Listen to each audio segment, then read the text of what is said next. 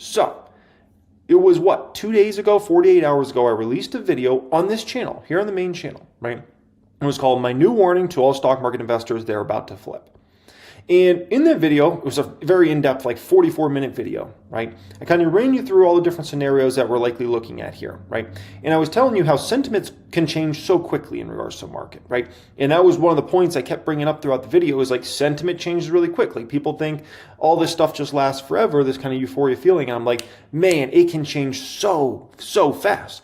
And what did we see here today? Oh my gosh, did people change their sentiment rapidly? Right? Tesla was green earlier in the trading day.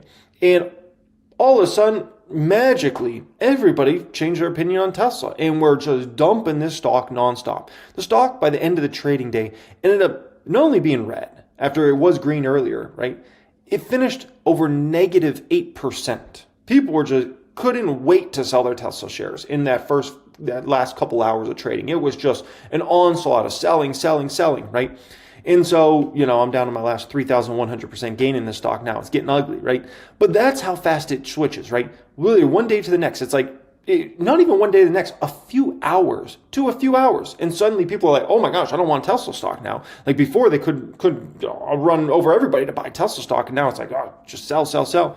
Obviously, you see what's going on out there. BTC down, 5,800 and made that move quick. It's trying to hold on to 100K. We'll see if it's able to do that, right? And there's a great saying in regards to financial markets. I'm not sure if you guys ever heard this one before or not. If you've been in the market for any substantial amount of time, I'm sure you heard this. The markets take the stairs up and the elevator down. And when things switch negative, it switches really quick. Sentiment changes. And the crazy thing is, a day like today, it's only one major down day, right? If you all of a sudden get several down days, watch how quick people are going to turn extremely bearish. It will happen fast.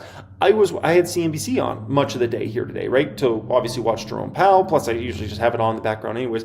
And I'm listening to a lot of these people, and I'm like, dang, man. I swear these are the same people that, they seem so bullish, and, market's just going to go to euphoria forever. And I'm like, geez, now they turn so bearish so quickly on the whole market. I was like, wow, that was a fascinating kind of switch there, right? And that could be just in a matter of a few days versus another few days. So you got to understand, when people start getting scared, they change their feelings very quickly. And you'll have these Wall Street funds be willing to buy Tesla at any price. It doesn't matter if Tesla's at $10 trillion. They'd be running over themselves by $10 trillion if that has the momentum. They don't care about fundamentals. They don't care about robo-taxi network. They don't care about robots. They don't care about any of that crap. And remember, Tesla's not driven by retail investors. It hasn't been driven by retail investors for, honestly, 5 years now. That's a stock that's handled sell-offs and the up moves by Wall Street now. They're the only ones big enough with enough money to push Tesla stock around, right? So those folks, they'll keep running. As long as Tesla's got momentum, they'll buy that stock left and right. It has nothing to do with the fundamentals of the company. They'll just buy. On the flip side, if they don't want Tesla, they'll dump that stock so fast it's not even funny, right? 8% here today in one day, when it was that's how quick it switches, right? They'll pump Bitcoin to whatever price, but as soon as they get any bit negative, oh my gosh, the sentiment magically changes. It's Bitcoin's the next gold, and then all of a sudden, sentiment turns the other way a little bit, and all of a sudden it's oh, Bitcoin's a speculative asset. It's crazy. It's fascinating, man. And it's not like this is new. This isn't a new phenomenon. This has been the way it's been. This is the way it was way before I got in the stock market 16 years ago, and this is still the way it is today. People change their sentiment very, very quickly, right? Now, check this out. Shocking move for the VIX. VIX up 77% here. What? I'll tell you what, though. We were due. Obviously, there was a lot of euphoria in the market. There was a lot of just specifically, I remember reading a comment yesterday on a YouTube video. If you guys don't think I read comments, I still read a lot of comments. Obviously, it's too much to read them all, but I still read a good amount of comments, right? And I read this one comment yesterday, and this guy's like, oh, who cares to hedge? You need to be all in this market. And just seeing a comment like that yesterday was just like somebody like that just needs to get slapped in the face. Like what am I gonna say? Just like that type of approach. Like, oh, who cares to hedge? Like, you need to just be all in this market, man. I'm the smartest guy. Like it's just like, come on, what are we doing here, right? And that's the sort of sentiment we had recently in this market. And when I say recently, I'm really talking over the past few weeks. A lot of this has transpired. We've been in a bull market now for just over 2 years, but this sort of euphoric sentiment really has taken off in the last few weeks, I feel like, in kind of this approach of like, who cares to hedge? Who cares about cash? Who cares about anything? Just own what's going up, right? Whatever's going up, whatever's the hot stock, whatever's the hype, that's what it is, right? Whether it's Bitcoin or Tesla or Palantir or whatever it is. And I'm just like, ooh, boy, like we've completely diverged now from like the fundamentals of companies, right? Into this thought process around like just it's the hype, man. Like even I look at a lot of the people that have been buying Bitcoin recently. A lot of these people aren't even like bullish on Bitcoin. Like in terms of like understanding what Bitcoin is, its history, those sorts of things. I've been watching this. Same thing with Tesla. I'm looking at a lot of these people. I'm like, I don't even think they really understand Tesla's business model. I don't think they really understand how the robo-taxi network's going to work. I don't think they even understand that it's going to be a several year cycle of trying to ramp that and losing money. They're under the assumption Tesla's just going to make money right from the go and it's just going to be like billions of dollars. And I'm like, dude, you've never built a business before and you have no clue how these tech companies work. You know what's going to happen in the robo-taxi network? It's going to be years of likely losses. They're going to be competing against market share against Waymo and whoever else wants to compete. Everybody's going to want the big piece of pie. So you know what they're going to do? They're going to undercut. And it's going to be a race to bottom. And you know why? Because whoever can race that bottom is going to get the biggest market share. No different than when it was Uber versus Lyft, right? And that caused for a lot of losses in the short term. But no, people just like, oh, it's just going to make trillions of dollars right off the bat. And I'm just like people don't even understand how Tesla's business model works. They don't understand anything about the company, and they're just buying it because it has a hype, it has a momentum. Same thing with Palantir. Like it's just like if I go back 2 years ago, there was such a great community around many of these stocks, right? And it was like the most loyal, like most high-level understanding individuals, but when you get a blow off top, you have a lot of people start to come into these sorts of assets and stocks that don't really know what's going on. They're just in it because of the hype. And then, they can hear a talking point from me or from whoever else and like run with that talking point, right? And it's like, geez, like they don't really actually know what's going on here. And so that's what happens. And all of a sudden, the sentiment can change very, very quickly, right? To all of a sudden, like, one little thing happens and all of a sudden, woo-wee, right? Hey there, it's Jeremy. I hope you really enjoyed that clip here today. What I'm showing you right now is 1000xstocks.com. This is a specific software that has been designed to save you time. It's a one-stop shop for long-term investors to know how the company is doing, listen to what management has planned for the future, and compare companies next to each other. Which big tech is the most undervalued? Is that small cap company you heard of actually worth investing in? Or are there red flags? Get the front row to the conference call, be able to access the management, which information is right to make an educated decision. Get all that information through 1000xstocks.com. You can access that through the description area. You can apply for access to 1000xstocks.com, or you can go to 1000xstocks.com. Markets dip a buying opportunity, says Tom Lee. Now, before we get into Tom Lee and what he said here, I want to address one thing. One specific comment he made yesterday. People shared this in my private group Discord chat. Tom Lee said, what happened yesterday? A back up the truck buying opportunity. Listen, do I view yesterday as a back up the truck buying opportunity? No. However, it's a buy the dip opportunity. But there's a major difference between back up the truck buying opportunity and a buy the dip opportunity. Buy the dip is like there's good opportunities out there in the market, take advantage of those deals. Back up the truck is like you could put money in almost anything and you're just going to make crazy money. A good example of back up the truck would have been the Rona crash, right? The Rona crash, you could have pretty much just bought almost anything and made a lot of money. Another good example in recent time periods of a back up the truck buying opportunity would have been 2022. Late 2022, you could have put money in just about anything tech related, Netflix, Shopify, Meta, Amazon, just run through the whole list of them, right? That was back up the truck buying opportunity because it was just like there was so much money being made over the next few years as long as you were buying that opportunity, right? That's back up the truck. Great financial crisis, back up the truck.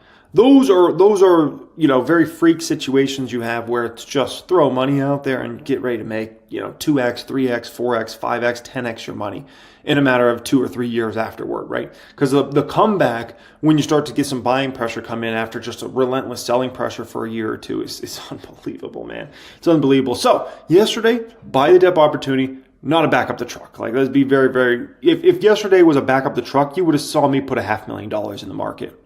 Easily. Like, if that was a true back, it wasn't that. It was a buying opportunity, but it wasn't like, oh my gosh, this is going to be crazy. Come on. And the Fed remains supportive.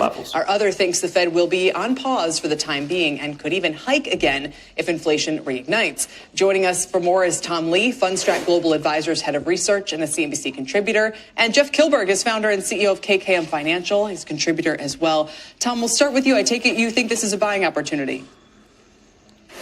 This is another buying opportunity in our view. 2024 has proven to be a year where the market's been strong and it has eluded many opportunities for sustained weakness. I know yesterday's pullback was really painful, but to us, I think the fundamental supporting stocks are intact, and I think it's a good opportunity for investors here. Painful? Who was it painful for? I'm really trying to figure that one out. Right? Public count yesterday was down like $150,000 or something like that. I don't even care. Who cares? The public count went back to where it was, last week? Does it even matter? No. Unless you just got in the market in literally last week and you bought stocks. Outside of that freak situation, who cares? If your portfolio goes back to where it was the previous week, does it even matter? That's wild to me. That's wild. Who was feeling the pain? People are too emotional if they're feeling the pain from yesterday. Come on, man. You want to talk about pain? Go through the market in 2022. That was pain. When you saw the best tech companies in the world falling 30, 40, 50, 60, 70%, that's pain. That you're going to feel. The great financial crisis, that you're going to feel. The Rona crash, that you're going to feel. One day where the market drops to where it was the previous week is wild. That's not pain. That's just market doing what the market does. Come on, man. A good opportunity for investors. Jeff, I take it that you feel is differently putting it too strong? Well, I don't disagree with Tom on the fundamental side of it, but I think if you look at where we're at, with the interest rates, what's on the horizon from taxes, tariffs, and deficits, I really have to be considerate of what happened yesterday. It was the second largest move in the VIX we have seen. And historically speaking, Kelly, Tom is right. A month after that spike in the VIX, you see the S&P 500 higher. However, I don't think we can lean on history here due to the fact that we've seen stretched valuations in the top 10 names of the S&P 500. We've also seen... Not true. That's a talking point I've already destroyed many times, okay? Look at the biggest stocks, right? Look at the big dogs. Let's pull them up here. Let's start out here with Meta, Google, Nvidia. This is not true. Look at this. How are you going to say Meta at a 23 forward P is rich or overvalued or a bubble or anything like that? No. The only debate you can make with Meta is a stock fairly priced or is it undervalued? There's no in between there. There's no is that overvalued? Are you kidding me? At a 23 forward P for a company that's growing, top line, bottom line, double digit percentage and should for years to go in the future? No. Google McDougal, 21 forward P for a company growing revenues and earnings per share 10% plus a year for years to go? No. Certainly you can't make an argument that one's overvalued. That's either fairly valued or actually undervalued, right? Nvidia, same exact thing. Forward P of 32 for a company that's growing, revenue and earnings per share, triple digits. And even next year is going to be strong double digits, probably 50% plus revenue growth and 50% plus earnings per share growth. No. So Meta, Google, and Nvidia, you can't make arguments that any of those stocks are richly valued, overvalued, any of that stuff. No. Okay, so then let's go ahead. Let's pull up Microsoft. Let's pull up Apple. And who else we want to pull up? Amazon. Let's pull up those three big dogs, right? All massive companies. Apple, 33 forward PE with, very low earnings per share growth. We'll see what happens next year. Analysts are probably too bullish on their numbers here. Revenue growth, maybe 8%, but we'll see if they even hit that. Apple, you can make an argument that's either fairly valued or overvalued. So you've got something there. You can't make an argument that Apple's in a bubble. That's not debatable. It's either Apple's fairly valued here or overvalued. I would lean a little more toward overvalued, but it's not like it's insane, like, oh my gosh, this is insane, right? I'd be loading up on puts on Apple right now if that was the case, right? Microsoft, forward P of 32, double-digit top line and bottom line growth in the SaaS space. Can't say that one's a bubble or overvalued. That one's either fairly valued or undervalued, right? I would say Microsoft's fairly valued here. Amazon, 37 forward PE, with they're going to likely put up 20% plus earnings per share growth for years to go in the future, with nice double-digit revenue growth year after year after year for as far out as the eye can see. Amazon's undervalued. So the only stock you could really make an argument with is Tesla, but Tesla always trades rich. I've never seen Tesla in any moment where it hasn't technically looked overvalued on a P basis, forward P basis, 2-year forward P basis. It's always Tesla, right? So what you got to go off of? Hey, we went through AMD. AMD is very undervalued right now, right? And that's a little guy compared to these companies. AMD's around a $200 billion market cap compared to a lot of these are like $1 trillion plus. You got nothing. So that talking point about, the big stocks are overvalued. No. If all of them stop growing, sure, then you can make an argument that they're too richly priced. But outside of that scenario, no. Straight line up. If you look in the last 2 years, back-to-back years of above 25%, we've become conditioned that the market's just going to continue to move higher, thanks by and large to the Fed dovishness and their $7 trillion balance sheet. So I'm looking, I know Tom wants to back up the truck here. I have the truck running, but I'm not ready to back it up yet. I want to see this more process, reset valuations. I think that's going to be the next couple months, possibly the first quarter, because we've become too conditioned, Kelly, to markets repricing in a day. I have to go back to my 30-year career and understand that we will see reset valuations more of a quarter or two, not just a day or two. Tom, this has You been... can't really get a crash in this market right now because these big dogs aren't overvalued. The difference is when what you had essentially in 2021, right? If we go back to the end of 2021, happened during that time period, was during Rona, right? Rich Rona years were obviously 2020, 2021. All those companies saw this crazy run in their revenues, right? Amazon certainly saw that. All the stimulus money being pumped out there, right? Everybody being forced to be at home. Amazon went crazy with their numbers. You saw that with Meta, Google, all those companies. So that was a situation we had, right? And then going into 2022, they couldn't replicate those numbers again in terms of that sort of growth. So all their growth rates all plummeted while they all way overhired for about a 5-year span that went from about 2017, 2018, all the way through that Rona time. Meta, all those companies way overhired. So you had a situation where all of a sudden revenues stagnated in a massive way for basically all those companies while their expense profile was insane, and it set up for this. Honestly, it was a superstorm for those companies, and that's why their stock price fell off a cliff. Do you have that now? No. All those companies are running lean now. Additionally, they haven't had some crazy pull forward in demand. The only one you could potentially argue has had a pull forward in demand is NVIDIA, right? But NVIDIA, at the end of the day, these companies got to continue to order their chips and chips and chips for years to go in the future, right? So NVIDIA is the only stock that maybe you got an argument there. And that's the only one. The rest of them, you don't have that argument. It's not like Meta had some big pull forward in demand because everybody's forced to be home. No. Or Amazon or Apple or any of these companies. So now their revenues are back to being much more predictable again, about double-digit earnings per share growth and revenue growth, right? And additionally, they haven't gone crazy with adding costs to their business. It's not like they're all out there just saying, let's hire everybody with a pulse that's an engineer like they were, years ago, right? So therefore, to get the market to crash is just damn hard. It's difficult. You need a black swan event pretty much to come out of nowhere. This is very, very different than the setup we had, several years ago. Of a slide for the Dow, to put it mildly. We had 10 down days in a row. You say you saw signs of capitulation yesterday as it was a 90% down day. I did, Tyler. As context, the market has been bleeding lower. If you look at internals for the last 10 days, yesterday looks capitulatory because not only did we have a 90% down day, but the VIX, the spot VIX, exploded by 75%. There's only 4 times in history where it's risen 60% in a day. So yesterday was the 5th time in its 35-year history.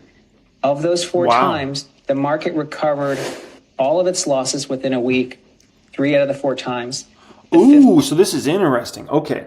So VIX spiking insane. It did in 2007 there. It did August 5th, 2024, earlier this year, right?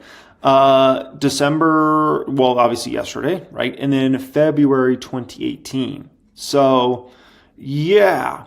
But the one thing I'll push back on here is 2007. Obviously, that was before the great financial crisis, so that got messy, right? So that's something to consider. August 5th, everything turned out good there. Jury's still out on obviously what happens from here for us. February 2018, yeah, market started to come back very strong, but then we had drama for your mama at the end of 2018, right? Just something to keep in mind. But also remember, why did the VIX go so insane yesterday? Let's be very crystal clear about why the VIX went insane yesterday. The VIX went insane yesterday because no one was prepping for anything. Like, people have been very lazy with hedging. They felt like we've had a 2-year bull market. So when that happens, a lot of people start to say, screw hedging, like screw, buying puts on my portfolio and taking profits and those sorts of things. People have been very complacent. And so when people start getting very complacent in the market, they're not hedging, especially when we're talking big money, not hedging, not taking profits. And also you have something come out of nowhere, like yesterday, right? Where people are like, oh my gosh, I thought the Fed was going to lower 4 times. Now they're talking about 2 times next year. Boom. Next thing you know, you get a massive, insane spike in the VIX. That's why that happened. It took the 4th time, it took a month. So I think what you had was people panicking to get out of what they thought was a momentum trade that's ending because we're so close to year end. But here's the interesting thing. The forward VIX futures curve barely moved. So it was almost as if people were seeking protection through the VIX yesterday. What tells you, Jeff, that more valuation resetting is to come? I think due to the fact that we only had one down day, Ty, typically when you see prices reset or revalue, you have consecutive down days. And those consecutive down days bring along margin calls. And you saw Interactive Brokers talk about his concern of margin being used on the Mag 7. So when I look at a day like today where you're seeing passive indexes buoy the overall 3 major indices, NVIDIA, Facebook. Could see it tomorrow. These names are coming back because you're seeing people deploy cash in a passive index. So I do get concerned about that short-term volatility, but I'm going to embrace this volatility over the next month or two because I don't think history is going to line up. This is not going to be the same way. We've seen a straight-up move ever since last November, and especially since November 5th after the election results. So I do have... Is the Russell even up on a 3-year basis? Nope. The Russell is technically down on a 3-year. And you think about everything in the world being so much more expensive than it was 3 years ago, right?